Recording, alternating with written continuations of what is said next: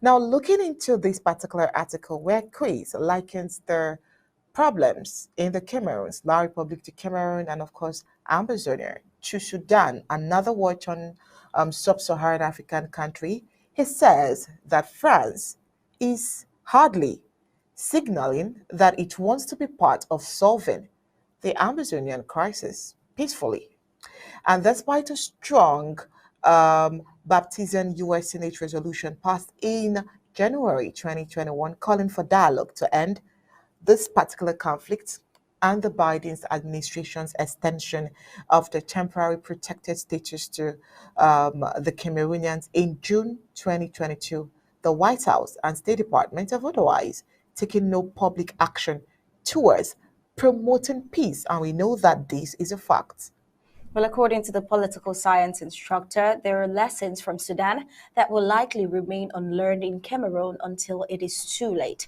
When a looming crisis over Bia's successor could potentially drive conflict from the periphery to the center of the country, Cameroon offers a similar and tragic case study for Western foreign policy towards the continent.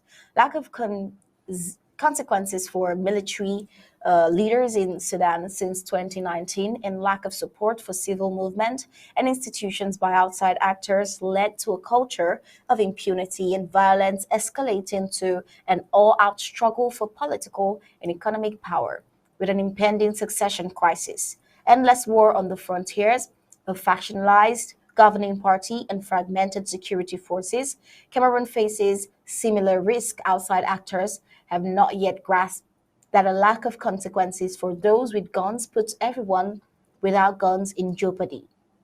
It's not that no one is ringing alarm bells about Cameroon. The United States Holocaust Memorial Museum's Simon Scott Center for the Prevention of Genocide released a brief in May entitled Preventing and Mitigating Mass Atrocities in Northwest and Southwest regions. It read, identifying policy options, highlighting the urgent need for global attention.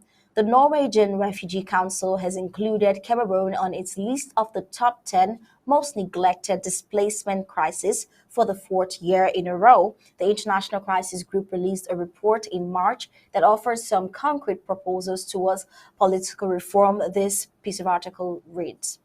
Well, given similarities, he explains that the UN Office for the Coordination of Humanitarian Affairs reports that given various crises, 1 out of 6 Cameroonians would need humanitarian assistance and protection, totaling 4.7 million people.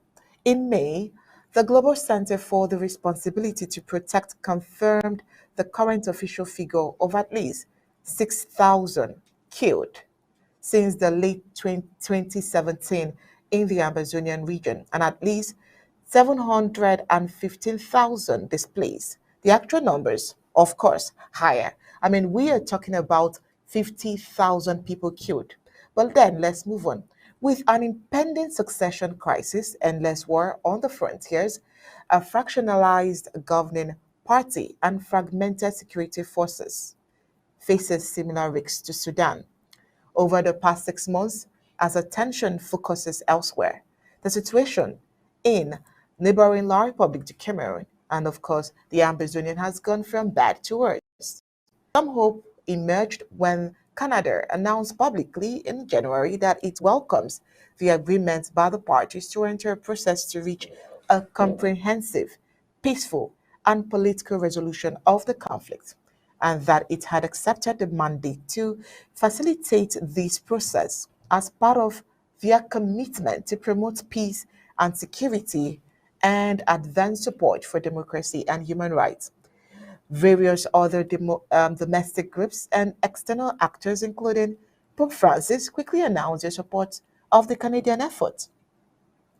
3 days later, however, the BS government countered that it has not entrusted any foreign country or external entity with any role of mediator or facilitator to settle the crisis in the Amazonian region.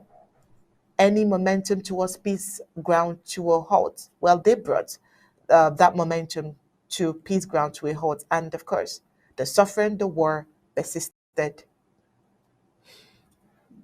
He goes on to say, Chris J.W. Robots goes on to say, Paul Biya is offering Cameroon's Anglophones to lead to too late.